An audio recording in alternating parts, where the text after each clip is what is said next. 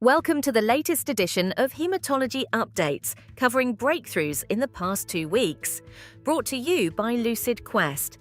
EMA's SAWP confirmed that Cellectar's Iopofosine I-131 for post-BTKI refractory Waldenstrom macroglobulinemia is eligible for a conditional marketing authorization filing, with PRIME in place and CLOVER-WaM Phase 2 cited. The company plans to move forward, positioning Iopofosine Y-131 as a potential option for patients with few remaining therapies, while aligning next steps with ongoing evidence generation and post-authorization commitments. FDA accepted the BLA for Orca-Bio's Orca-T to treat AML, ALL, and MDS, granted priority review, and set a PDUFA date, based on Phase 3 Precision-T showing improved survival free of moderate to severe chronic GVHD versus standard allo-HSCT. This positions Orca-T as a differentiated allogeneic cell therapy candidate, pending full review, with attention on durability, safety profile, and potential impact on transplant practice. CSL Behring signed a letter of intent with the Pan-Canadian Pharmaceutical Alliance for Hemgenix, enabling provinces and territories outside Quebec to proceed with public listing decisions for adult hemophilia B. The agreement can accelerate access by supporting jurisdictional formulary evaluations, aiding centres as they plan screening, initiation, and long-term outcomes tracking. A follow-up item reiterates that Iopofosine I-131 remains eligible for a CMA filing in post-BTKI refractory Waldenstrom macroglobulinemia, with timing unchanged.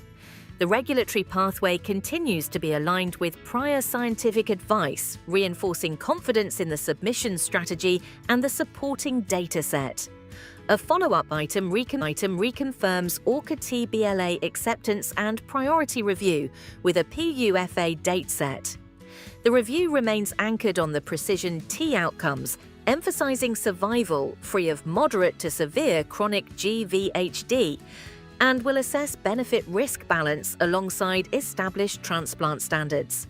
FDA granted breakthrough therapy designation to B1 Medicine's sonrotoclax for adult relapsed or refractory mantle cell lymphoma after BTKI and anti-CD20 therapy, accepted into Project Orbis, based on Phase 1-2, BGB 11417-201, with Phase 3 Celestial RRMCL underway.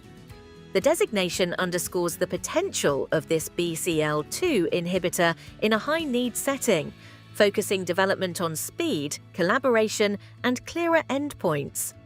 FDA granted orphan drug designation to Minovia's MNV201 for myelodysplastic syndrome, with Fast Track already in place in EMDS and RPDD Plus Fast Track in Pearson syndrome. This strengthens the regulatory support for a mitochondrial cell therapy approach in hematologic disease, signaling commitment to rare conditions where options remain limited. FDA accepted Rocket Pharmaceuticals' resubmitted BLA for Kresladi for severe leukocyte adhesion deficiency type 1, with a PDUFA date set. The sponsor reports 100% survival at 12 months post-infusion, fewer significant infections, and a generally well-tolerated profile in a global Phase 1-2, supporting the resubmission and informing real-world readiness plans. Novo Nordisk and Omeros announced an asset purchase and license for the MASP-3 inhibitor zaltenibart, with Novo obtaining global rights, and the deal valued up to $2.1 billion in upfront and near-term milestones, while Omeros retains certain preclinical MASP-3 rights. The agreement highlights continued investment in complement pathway therapeutics, with potential implications for hematology and renal indications. Stay ahead in hematology research. Like, share, and subscribe for our updates. Visit lqventures.com or email us at info@lqventures.com for